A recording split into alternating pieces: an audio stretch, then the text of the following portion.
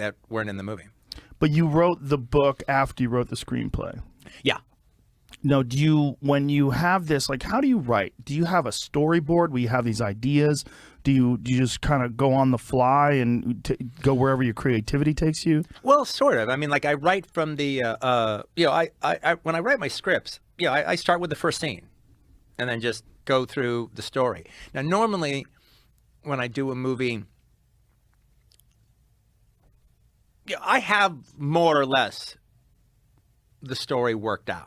I mean, like, okay, and also because I'm dealing in genre and subgenre, so that even dictates a bit. I mean, if I'm writing Kill Bill, I pretty much know at the end of the movie she's going to kill Bill. All right, but exactly how she's going to kill Bill and how we feel about it at the end, well, that's left open for conjecture. Now I need to get to there, but I can assume that that's going to happen. In Inglorious Bastards, I figure it's going to end with the big mission. Now, exactly what goes down in the big mission is to be revealed. But it's a genre movie, and it's a bunch of guys on a mission movie, and we're heading in that direction. So it's like so normally I have it worked out, but what I've learned through trial and error, or just I guess from experience, what I've learned, not trial and error, but from experience, what I've learned is that little mapping out of more or less what happens in the story really only applies till the middle of the story. Because by the time you get to the middle of the story, well, now you know so much more before you ever started putting pen to paper. And like, now I know who these people are.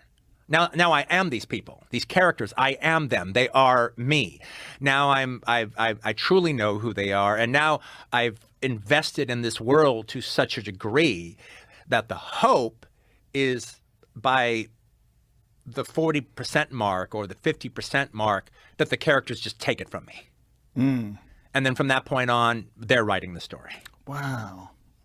So you're just essentially thinking through their eyes or thinking through their minds. Yeah. And behaving as them, and just and look, knowing I who they am a are. storyteller, so if I have to steer them in a direction I think is more interesting or more exciting, well, then obviously I can do that. I have the power to do that. But I'm trying not to do that. I figure if they want to do it, they're right. That is truth talking to me. And I figure they should know best. Yeah. And this process, like, how are you doing this? Are you alone in a room? Are you in the dark? Like, how do you write? Do you have a it all changed. Specific way? Yeah, it all changed about more or less around writing Inglorious Bastards. It all changed. Before that, I was very much like an amateur, mad little writer. Like I mostly wrote at night.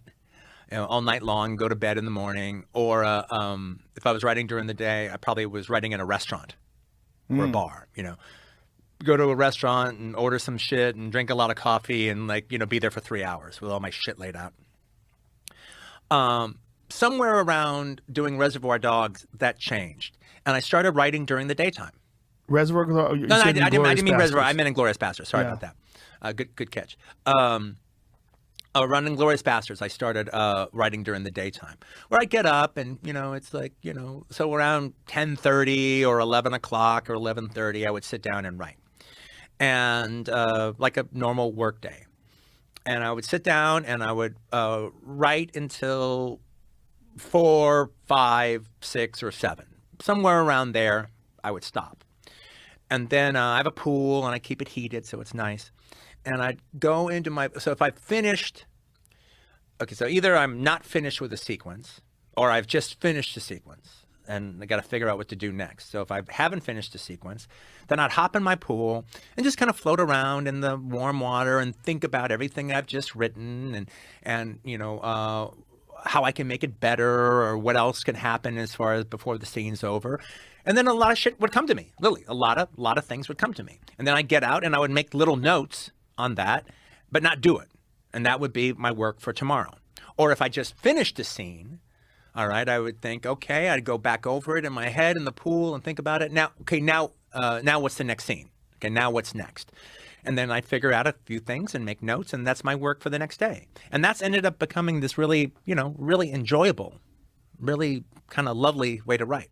As opposed to all-nighters. As opposed to the all-night. I can still do that from every once in a while, but I just think I just like the idea of writing all day and then stopping and then having a meditative process about what I've done, what I'm going to do, and then just chuck it out and, watch a movie or go and have dinner and do whatever. And what caused the shift? I don't know. I'm not sure. I think, Frank, I think it was just actually becoming more professional.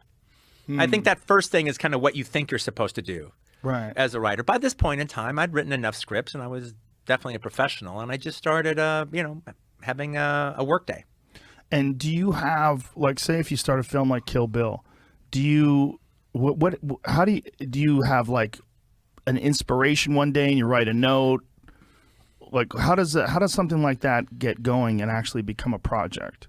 Oh, well, no, I came up with the idea and came up with like who the Deadly Vipers would be, and I knew I kind of wanted each of them to more or less represent some subgenre in exploitation cinema or action cinema. So it's as if Uma is fighting her way through genre cinema. Ah.